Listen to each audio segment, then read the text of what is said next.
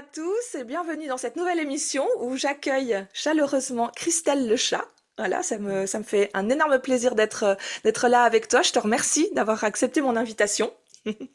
Ben, merci à toi pour l'invitation. C'est un Bah cadeau écoute, d'être là avec grand aussi avec toi. plaisir. Et en fait, on va déjà commencer par une petite présentation. Si tu veux bien juste nous dire un petit peu qui tu es, quelle femme tu es, et voilà, autant la femme que la businesswoman. Tu peux nous dire un petit peu un résumé de ce que tu es aujourd'hui.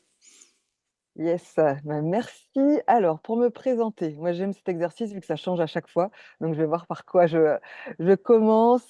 Donc, au regard du thème, bon, déjà, je suis maman. Je suis maman solo de deux petits garçons de 6 et 9 ans. Et c'est vraiment grâce à eux que je suis aussi la businesswoman que je suis aujourd'hui et que je suis donc entrepreneur. Je suis coach et mentor pour les artistes entrepreneurs ou alors les artpreneurs qui ont un côté engagé. Il y a quelque chose des activistes, artivistes aussi qui m'interpellent beaucoup et pour les accompagner à justement créer des œuvres artistiques, entrepreneuriales au service du vivant.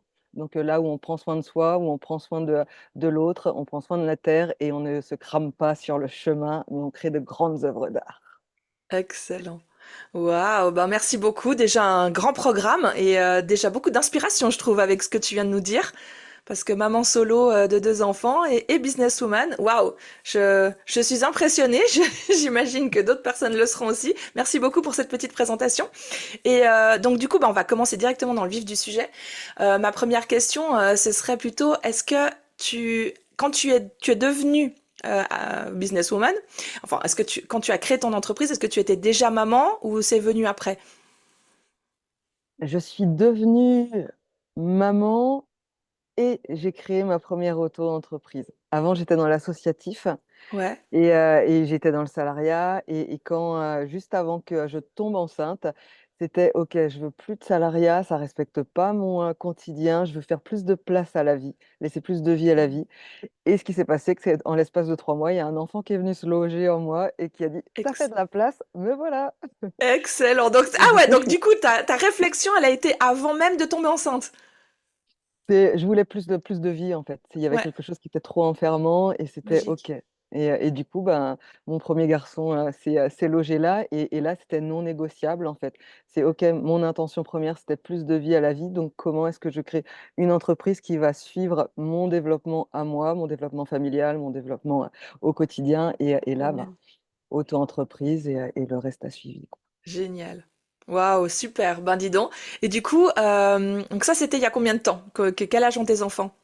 Le plus grand va avoir 9 ans, donc c'était en 2000, en 2014 que j'ai quitté mon dernier emploi salarié. 2015, j'accouche et 1er avril 2016, je crée mon auto-entreprise. Waouh. Et directement, ton auto-entreprise, c'était celle que tu as aujourd'hui ou ça a évolué? Absolument pas. Moi, c'est ça que j'aime parce que quand j'étais dans le salariat, eh ben, je changeais de taf tous les ans parce qu'il y avait toujours quelque chose qui me convenait pas tout à fait. Mais là, je peux changer ce que je veux en fait en étant Hmm, entrepreneur. bien Donc, sûr. je change tout le temps. Donc, j'ai commencé en étant prof de biodanza vu que c'était mon métier et ça reste toujours l'une de mes grandes passions. Ok.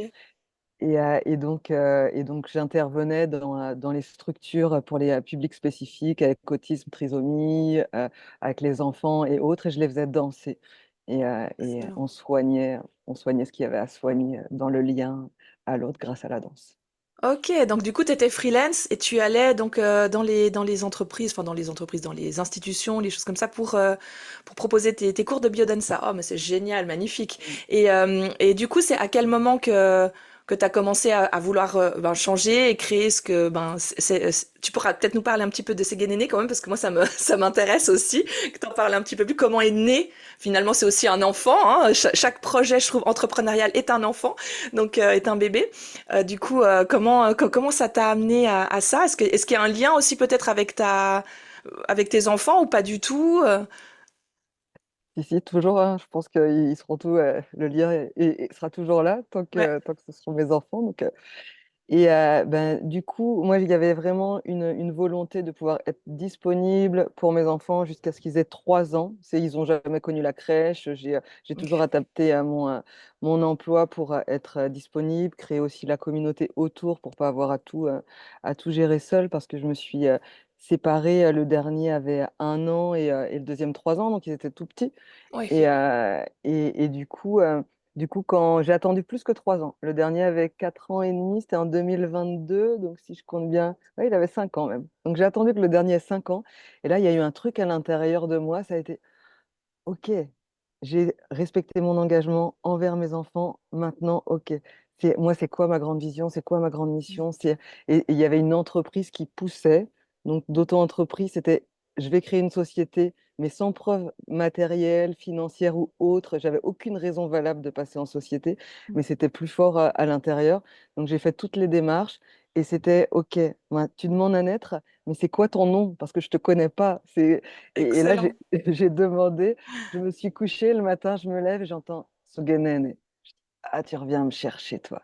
Et Sogenene, c'était une association que j'avais créée en 2008, il y a ouais, 20 ans, bah, un peu en Guinée, pour le développement des cultures urbaines. Et donc, voilà, c'est comme si cette mission que j'avais laissée en revenant en France, en m'occupant des enfants, et j'étais prête en fait à la reprendre en main.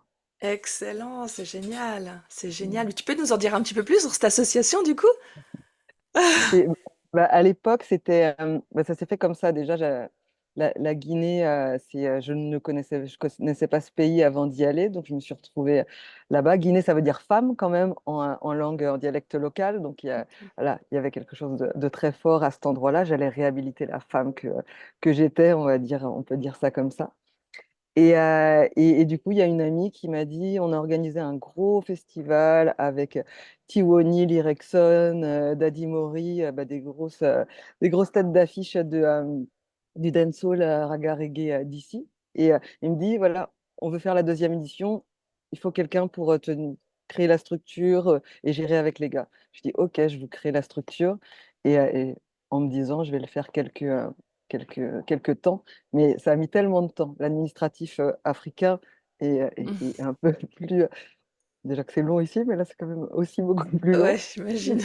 Et une fois mis en place, c'était OK, bah, maintenant que j'ai mis ça au monde avec les gars, qu'on a tout créé, c'est pas possible que je rentre. Et je suis restée là-bas 3 ans.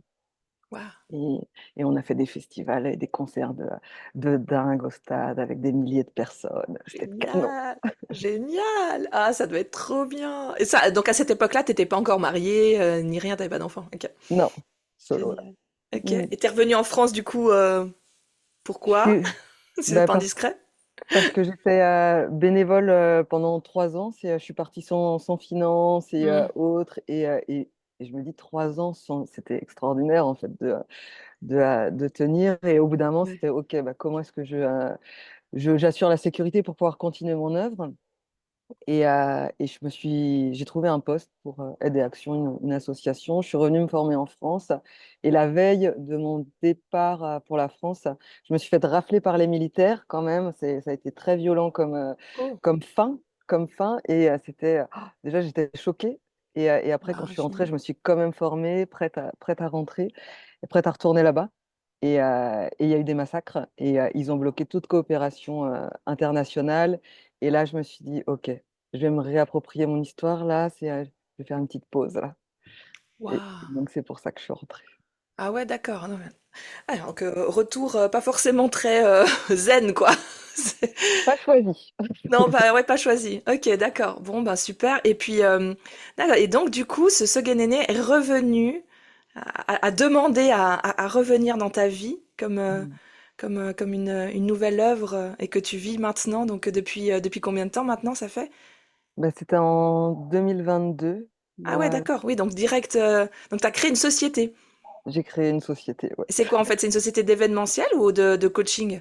Les deux, c'était Les deux? coaching Ok. événementiel parce que voilà, il y a quelque chose de très très imbriqué entre les deux, même si là ça va se séparer un peu parce qu'il y a une structure de production qui va prendre l'événementiel en charge et on va pouvoir vraiment dissocier le D'accord. coaching de l'événementiel. Et donc, du coup, quand tu dis nous, donc tu as des collaborateurs, j'imagine? C'est Sogenene, c'est à cet esprit-là. C'est pas possible de faire seul, en fait. Oui, Comme on dit j'imagine. en, en Afrique, il faut un village pour élever un enfant. Et pour moi, un projet, voilà, ça se peut pas, un grand, grand projet ne peut pas se porter seul. Mm. Donc oui, il y a les amis qui sont en Guinée, avec qui on avait créé l'association il y a 20 ans. Donc chacun a des postes différents. Il y en a qui sont dans l'agriculture et qui développent l'agriculture, d'autres qui sont à des hauts postes à responsabilité. Et ici, ben, là, on organise la deuxième édition du festival cette année. Et là, je suis émerveillée de voir que toute cette tribu créée en 20 ans, là, eh ben, elle est là Ouais, et qu'on y va ensemble. ouais. Ah, c'est Ouais. génial. Donc du coup, c'est à la fois en Guinée et à la fois en France. Pour le moment, ouais, bah si, c'est quand même les deux. La société, elle est basée en France et je fais le coaching de la France, mais pendant un an, par exemple, on a fait de la formation pour les jeunes leaders guinéens. Trop bien. On a formé des centaines de jeunes au leadership. Donc ça va continuer sur les prochaines années. Il y a réajusté certaines choses, mais ouais, on fait le pont. Magnifique. Mm. Waouh, génial. Ben, bravo déjà pour tout ça. Vraiment, c'est Mm. super inspirant et ça montre aussi que voilà, quand on suit ses rêves et ses intuitions, il peut se passer des choses incroyables. C'est génial. Et du coup, donc ça veut dire que tes enfants, donc tu étais déjà maman solo quand voilà, quand t'as mis en place à nouveau ce Guénéné. Et comment est-ce que tu as vécu, enfin, est-ce que tout est vraiment allé comme sur des roulettes, d'un point de vue organisationnel, d'un point de vue peut-être, est-ce que tu t'es posé des questions? Est-ce que cette nouvelle activité, enfin voilà, ce nouveau projet, est-ce qu'il va peut-être prendre trop de place par rapport à mes enfants? J'ai entendu que tu as dit que tu voulais aussi, voilà, que tu leur avais octroyé quand même pas mal de temps juste pour eux et que là maintenant tu voulais aussi prendre un peu ta place, reprendre ta place. Comment est-ce que t'as jonglé un petit peu avec tout ça justement entre ton rôle à toi, tes besoins à toi et ton envie de voilà de concrétiser ce projet et de te mettre vraiment à fond dans ce projet et tout en continuant à être une maman, une présente, etc. Est-ce que tu as eu des soucis par rapport à ça? Voilà, j'aimerais bien savoir un peu comment tu t'es positionné là-dedans, comment tu as réfléchi à tout ça. Mm. Je vais pas dire que ça a été facile tous les jours. Il y a eu les gros challenges. Parce que j'ai oublié de dire aussi que mes enfants sont en IEF. Donc, on fait l'instruction en famille et c'est moi Ah qui ouais, suis responsable de l'instruction. Mais moi, mon red flag, voilà, ce que je regarde toujours, c'est justement, OK, à chaque phase d'expansion, est-ce que dans l'écosystème famille, voilà, ça tient? Est-ce que moi je tiens? Qu'est-ce que j'ai à réorganiser? Comment est-ce que je peux ralentir? OK, y a dès que moi je veux dire, s'il y a plus de fatigue, je suis plus tendue, ça c'est non négociable en fait. Je veux pas que ça se répercute mm, sur les enfants, les niveaux de stress, ou ouais, autres. Donc à chaque fois, je vais, ralentir et ça se fait progressivement. Moi, j'ai vraiment un amour pour la progressivité, pour ne pas aller se cramer dans les différents rôles, en fait, et pouvoir se dire: «OK, de toute façon, c'est l'objectif, il est là, il va être atteint, mais si on peut prendre soin de l'écosystème famille, des enfants, de la maman, sur tout le chemin pour, voilà, quand ça va arriver, l'expansion tous ensemble, ça va être: «Waouh! Au moins, on aura savouré le chemin, quoi». ouais. Et tes enfants, comment ils le voient? Donc maintenant, ils ont quel âge? T'as dit bientôt 9 ans, le plus grand? 9 et 7, Ok. bientôt 7, bientôt 7. Vous parlez beaucoup de ça, enfin, tu partages beaucoup ce que tu vis aussi au niveau de ton entreprise avec eux? Mmh. Bah, ils sont là au Mm. quotidien, donc ils me voient travailler. Même sur le festival, ils viennent flyer avec moi, ils attendent la deuxième édition Excellent. ouais, ils attendent et il y a vraiment ce truc-là. Moi, si je les ai enlevés du système scolaire aussi, c'est qu'ils auraient pu être les inadaptés du système. Entre Mm. un qui est toujours en mouvement, qui a besoin de nature, qui est dans une pièce fermée, c'est pas possible, et l'autre qui a besoin d'être en lien avec les adultes parce qu'il aime parler, il aime comprendre. C'est pas possible dans un environnement classe. Mm. Donc là, c'est OK, c'est quoi tes envies, c'est quoi tes désirs? Et en fait, on crée le quotidien comme je vis l'entreprise. Donc oui, ils sont impliqués, ils se questionnent sur comment je fais et ils ont très très bien intégré, tu vois. Il y en a un, il est passionné, il a découvert une passion pour le graffiti.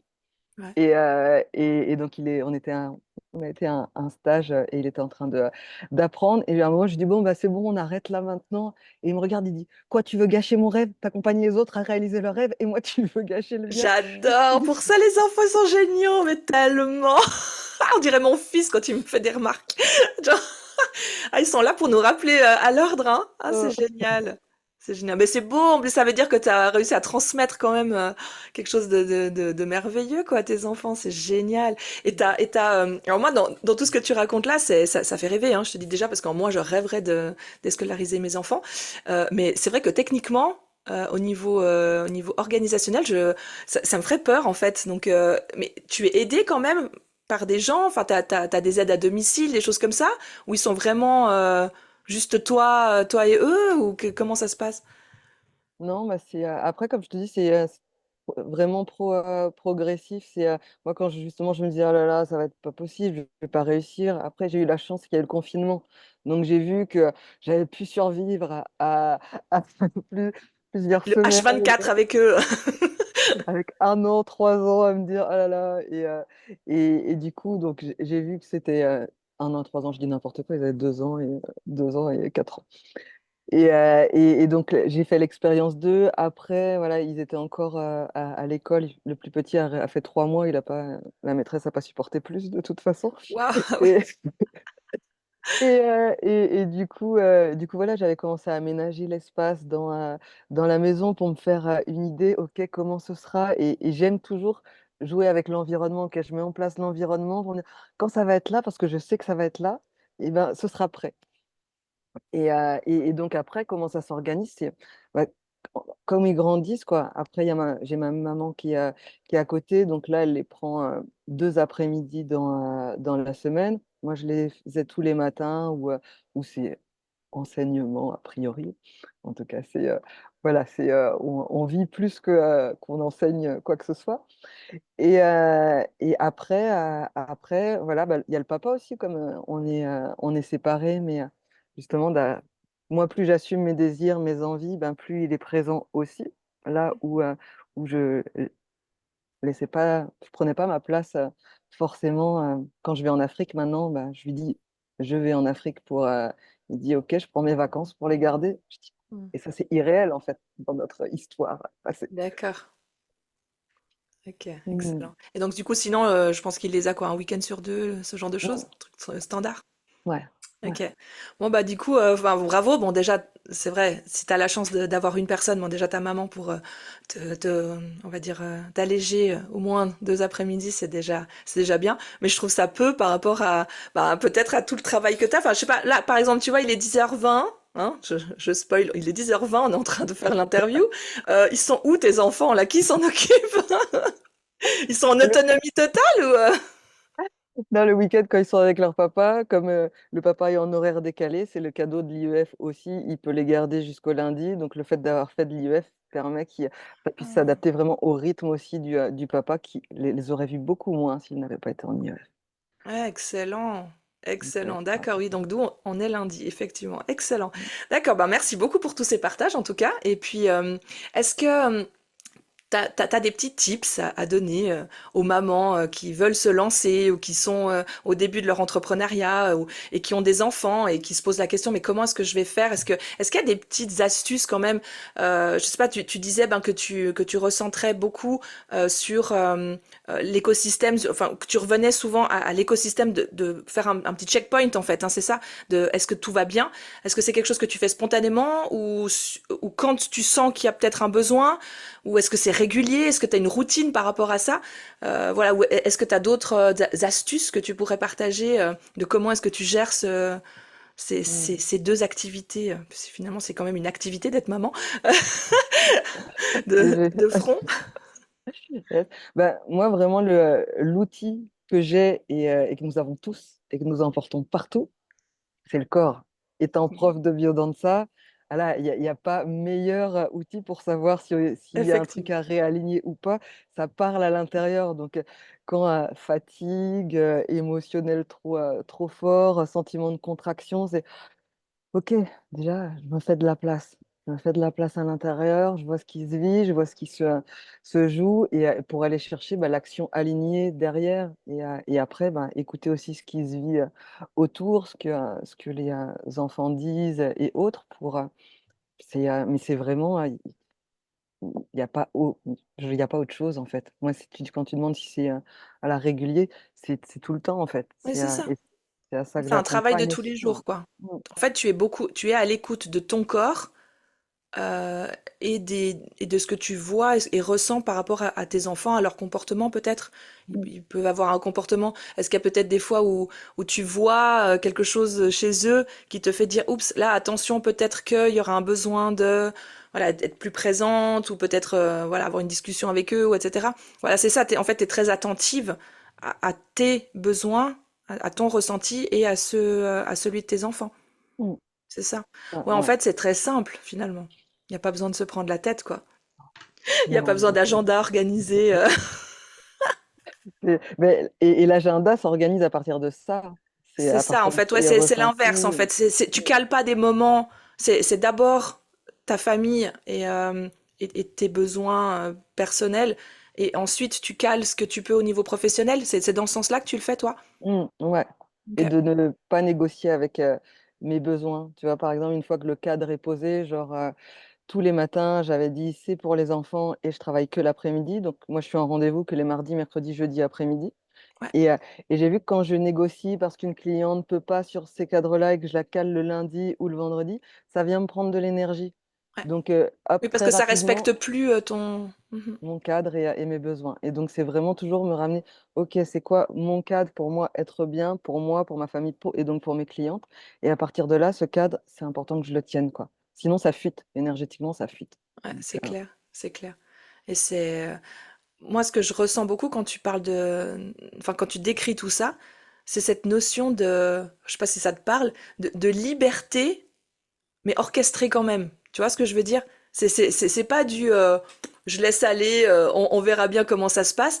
Il y a vraiment cette notion de. Enfin, moi, je te sens quand même une femme très libre dans ta vie en général, puisque voilà, tu organises tes journées et ta vie comme tu le ressens, comme tu le souhaites. Donc, il y a cette notion de liberté, mais qui est quand même, on va dire, pas dirigée, j'ai pas envie de dire le mot dirigée, mais euh, articulée autour d'une structure quand même. Il y a quand même une structure de base. Et cette structure, elle est créée en fait par les besoins. On est d'accord. Donc c'est quand même la base de tout. Le, je le dis pour au cas où il y a des gens qui ne seraient pas encore convaincus de ça. Hein, pour être heureux, faut respecter ses besoins. Je pense quand même que c'est un peu la base et c'est hyper important. Donc c'est chouette, vraiment. Merci beaucoup d'être là pour partager ça avec moi parce que voilà, moi pour moi c'est hyper important de rappeler aux gens l'importance de respecter ses besoins parce que après il y a tout un truc beaucoup plus voilà de dimension on va dire empirique du sens de la vie mais finalement le sens de la vie il est là. On est là pour vivre et ressentir des choses et expérimenter des choses et pas forcément que dans la souffrance et dans le combat et voilà donc je trouve que c'est très important, voilà, de pouvoir entendre des témoignages comme le tien qui montrent que c'est possible déjà. Hein, le fameux tout est possible qu'on partage. Et c'est ouais, c'est vraiment, vraiment très inspirant. Donc merci beaucoup. Est-ce que tu as encore envie de partager quelque chose au niveau peut-être de tes enfants par rapport à l'avenir? Comment est-ce que tu vois les années parce qu'ils sont encore petits là? Il va y avoir les âges un peu critiques de la préadolescence, de l'adolescence. Est-ce que tu penses à tout ça ou est-ce que tu te dis on verra quand ce sera là? Voilà, le fait de vivre au moment présent, peut-être que c'est quelque chose qui est important pour toi. Ou est-ce que tu penses quand même un petit peu à l'avenir par rapport à ça? Ouais, bah, moi je pense à l'avenir, tu vois, quand je passe devant un lycée et que je vois tous les ados. Et quand je les vois, c'est oh, quels ados ils vont être mes garçons. Et tu vois, Ouais. avec une forme d'excitation de me dire oh, Ouais. quels hommes ils vont devenir. Et j'ai peut-être, c'est une chance, peut-être, je ne souffre pas d'éco-anxiété ou d'anxiété sur l'avenir. J'ai une foi, mais tellement grande en notre humanité, dans ce que nos enfants font, c'est ce que je leur dis. Je dis, vous voyez un problème, les gars, et vous êtes peut-être la solution, celui qui va créer le truc dont nous avons besoin, dont toute notre humanité a besoin. Et c'est vraiment comment, voilà, comment, ouais, je m'inquiète pas Non, c'est plutôt tu te réjouis. Je Tu me te réjouis réjouis. de voir le résultat, en fait, c'est ça? C'est ça, Excellent. avec je sais que ça va être, Un peu voilà, challengeant. c'est la vie et mais moi, tu vois, mon adolescence, elle a été tellement compliquée et parce qu'il y avait pas de sens. Ce que je regardais autour de moi, cette, société, elle avait pas de sens. D'aller travailler pour avoir, un salaire, pour, regarder la télé le soir et s'ennuyer et être fatigué tout le je dis: «Mais c'est quoi? C'est quoi?» Et moi, j'étais en dépression déjà à 13 ans, en fait. Donc moi, Mmh. les dépressions, je les ai faites, à l'époque. C'est bon, et après c'est mort, en fait. Je c'est pas moi, je veux pas ça. Moi, je veux vivre, je veux être heureuse, je veux me réjouir et m'émerveiller et c pour moi, c'est ça notre responsabilité de parents. Parce que je veux Exactement. pas, voilà, pour le futur que je leur laisse, j'ai besoin de croire pour qu'eux, ils y croient. Si j'y crois pas, c'est comment ils vont être? Merci de dire ça, merci. Juste ce bout-là, je crois, il faut que je le mette en je vais créer des mini vidéos juste avec ce que tu viens de dire là pour le partager. Non, c'est tellement vrai, c'est tellement important. Tellement de parents ne se rendent pas compte de la responsabilité. Je pense que c'est même la seule responsabilité qu'on a réellement vis-à-vis de nos enfants. C'est clair, quoi. Bah, c'est eux l'avenir. Et donc, si on croit en cet avenir, ils en font partie. Donc, il faut qu'ils y croient eux-mêmes et qu'on leur montre Mmh, qu'il y a quelque chose à faire. Et oui, c'est eux la clé, hein, clairement, hein. Nous, on est ouais. là, on est les ouvriers, là, mais eux, ils sont les architectes de la suite. Mmh. Et ouais, Mmh. ouais. Ah, c'est génial, c'est génial. Et tu parles de ça avec eux aussi? De comment ce sera quand ils seront plus grands? Ils t'ont déjà dit un peu, ils ont des rêves de métiers, ils s'imaginent des choses qu'ils ont envie de réaliser, des projets, des choses? Il y en a le plus grand, il sait pas. Le plus grand, il sait pas, mais il aime faire des blagues. Donc, il y a de fortes chances qu'on se marre beaucoup encore dans les prochaines années avec lui. Excellent. Donc, mais il a pas de projet clair. L'autre, il est très, très, très, très déterminé. Il sera astronaute, DJ et vétérinaire. Voilà, et il nous ramène graffeur aussi parce que c'est une nouvelle passion, Voilà, graffeur. Et pour lui, c'est pas un problème parce qu'il va amener sa table de DJ, dans la dans dans sa fusée l'espace, et il pourra faire parce qu'on a été voir que Thomas Pesquet fait du saxophone dans sa fusée quand il décolle, donc tout est possible tout est pour possible. lui.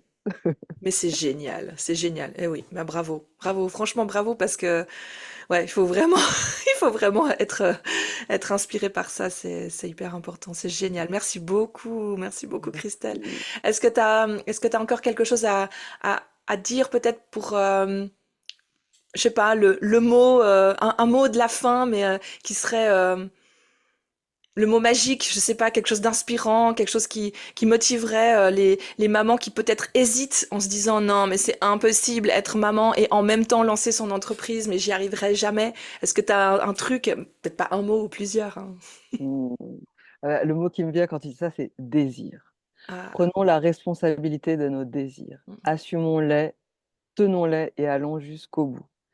Et Et cette médecine-là, pour moi, c'est une véritable médecine, la médecine du désir. C'est entre les «il faut», «je dois», l'injonction qui étouffe justement cet élan de vie, parce que le désir, c'est ça, c'est cet élan de vie qui mm. et combien de fois même, je sais pas, regardez quand il y a une musique qui passe, ah peut-être le corps, il a envie de bouger, mais non, non, non, non, je Ah, il ne faut bouge pas, pas. je contiens et donc c'est comment, OK, il y a ce flow-là qui arrive et j'y vais et ça fonctionne. Je vois nous, notre festival, le festival Sogué toutes celles qui montent sur scène, c'est des femmes qui ont entre 30 et 55 ans, qui ont étouffé leurs rêves parce qu'elles sont devenues mamans, parce que, voilà, elles ont été en couple, parce qu'il fallait travailler et autres.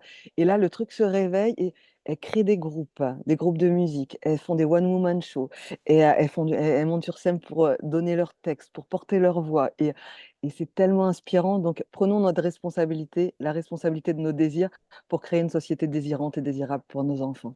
Ben voilà, il est là le mot de la fin, magnifique. Merci Christelle, oh, c'était trop beau. Merci, vraiment, Mm. voilà, c'est exactement ce dont je rêvais avec cet échange et tu me l'as offert sur un plateau d'argent. Merci, merci beaucoup. Franchement, bon bah juste peut-être on va faire un minimum de pub quand même. Je sais que c'est bientôt le festival, c'est ça? Tu peux juste nous donner les dates? C'est du 13 au 15 septembre, c'est à Hennebont, dans le Morbihan, en Bretagne. Hmm. Et donc sur 3 jours, on est parti fou, on avait le désir de 3 jours dès la première édition. Tout le monde dit mais non, ça se fait pas. On l'a fait en 4 mois, la première année, on a fait les 3 jours. Là, objectif, exploser la jauge et faire que la Guinée, le Sénégal, tout le monde se rencontre à Hennebont et qu'on regarde ces femmes qui montent sur scène et qui osent nous inspirer et nous montrer que c'est possible Ouais. aussi pour nous tous. Génial. Bon, bah, j'imagine qu'on peut retrouver, je mettrai le lien aussi en dessous. Donc, sur tes réseaux, principalement, on trouve le lien pour s'inscrire, pour Mm. avoir plus d'informations, etc. Ouais, ouais, ouais. Ouais, bon, ben super, je vais mettre tout ça alors. Merci beaucoup, Mm. Christelle. Merci Ah, merci à infiniment. toi. Et Mm. passe une très très belle journée. Continue à suivre tes rêves et tes désirs et à nous inspirer. Et je te souhaite encore vraiment un très bel été et un Mm. bon festival déjà d'avance. Merci beaucoup, merci Steph, merci pour l'invitation et pour l'énergie du matin là. Ouais, pour du lundi matin, c'est cool, hein. Yes, Bon, les carrément. gens le regarderont peut-être pas un lundi matin, mais merci encore, Christelle. Mm. Merci beaucoup. Merci à toi.